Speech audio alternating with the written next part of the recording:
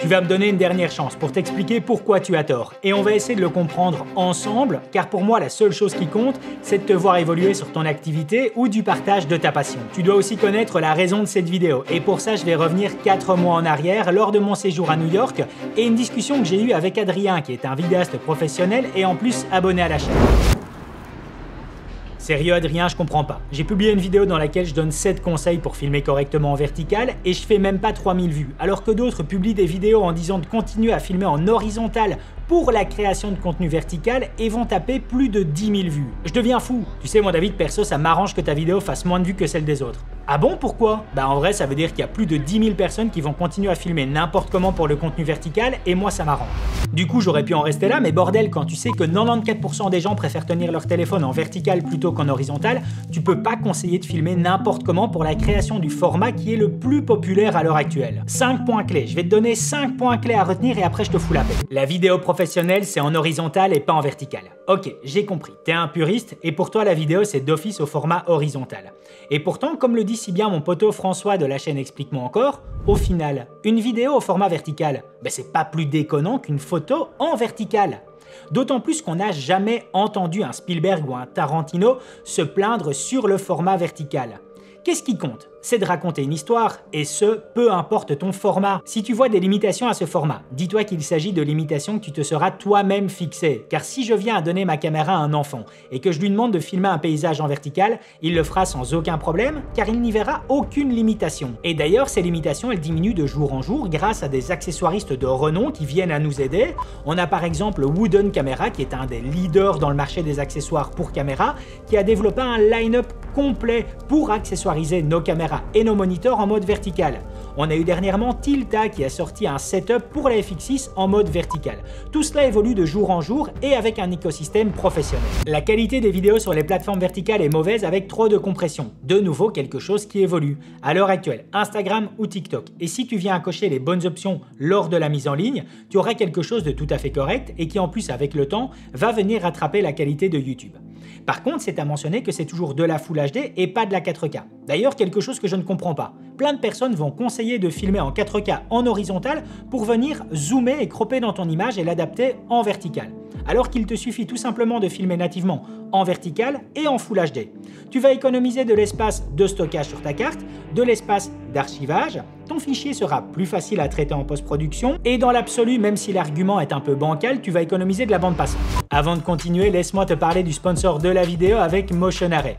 Motion Array, c'est une plateforme tout en un pour la création de ton contenu. De la musique, des effets sonores, banque d'images photos, banque d'images vidéo, des plugins, des templates, des presets, des animations graphiques, bref, tout y est pour la création de ton contenu. Que ce soit pour le partage de ta passion ou de la réalisation pour tes clients, c'est un outil incroyable. L'ensemble est présent pour la suite Adobe, DaVinci Resolve ainsi que Final Cut Pro. Motion Array, c'est une filiale de Artlist dont la renommée n'est plus à faire, mais avec un tarif encore plus accessible. Cette vidéo a été créée majoritairement avec du contenu présent sur Motion Array. Si tu recherches un outil de post-production tout en un, ultra polyvalent et avec un tarif accessible, je te conseille Motion Array et mon lien présent dans la description te donnera droit à une réduction. L'argument fort, c'est de dire que tu auras bien plus d'exploitation en post-production si tu viens à filmer en horizontal pour ton contenu vertical.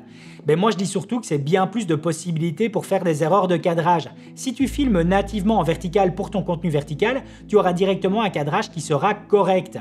D'autant plus qu'effectuer un système de recadrage, surtout sur des mouvements avec un plan qui a été filmé en horizontal pour du vertical, ça vient à créer des artefacts. C'est quelque chose que je ne connais malheureusement que trop bien, et ce, dû à mon drone qui ne filme pas nativement en vertical. Lorsque je viens effectuer des mouvements dans mon image, eh bien je vois apparaître des artefacts qui sont présents. Donc ce sera bien plus simple de filmer nativement en vertical pour ton contenu vertical. Celle-là je l'aime bien, il n'y a pas de contenu intéressant en vertical. Alors là, tu ne pourrais pas plus te tromper. À l'heure actuelle, toute la nouvelle génération de créateurs de contenu en vertical mettent littéralement une claque royale à toute l'industrie du divertissement, publicitaire ou de partage de passion. Si j'avais pu avoir des professeurs aussi intéressants que toute cette nouvelle génération de créateurs de contenu en vertical, crois-moi que j'aurais littéralement réussi à l'école à la place d'échouer. C'est ultra frais, dynamique et captivant. Et d'ailleurs, l'effet que j'ai placé en début de vidéo, cet effet de flashback, c'est clairement inspiré d'une création d'un contenu vertical.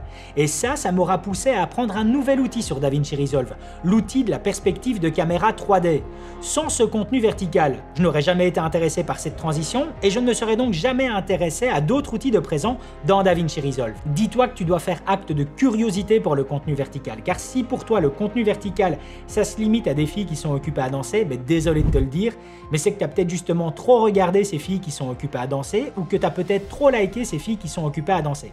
Je vais la jouer franche avec toi. Je vais prendre directement ici mon smartphone et je vais lancer l'enregistrement. Et je vais te partager mon feed Instagram. Moi, il faut savoir que je suis passionné de quoi? De voyage, de vidéos et de voitures. Et aussi les montres.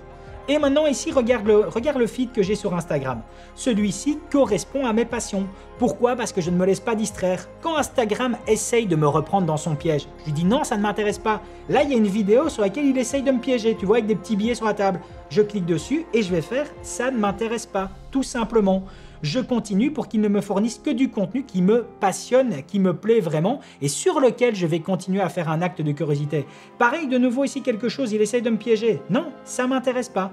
Moi, je veux rester en tout cas sur quelque chose qui me plaît vraiment. Et comme tu peux le voir, j'ai toujours énormément de contenu, même en photo et pas forcément que en vidéo. C'est lié à quelque chose auquel j'aurais dit à Instagram, ne me donne vraiment que ce qui me plaît, je l'ai apprivoisé. Je ne veux pas en tout cas être occupé à autre chose et me perdre dans quelque chose sur lequel je vais me dire ok, là je me suis retrouvé dans un abysse, j'ai perdu 1 heure de mon temps à rien.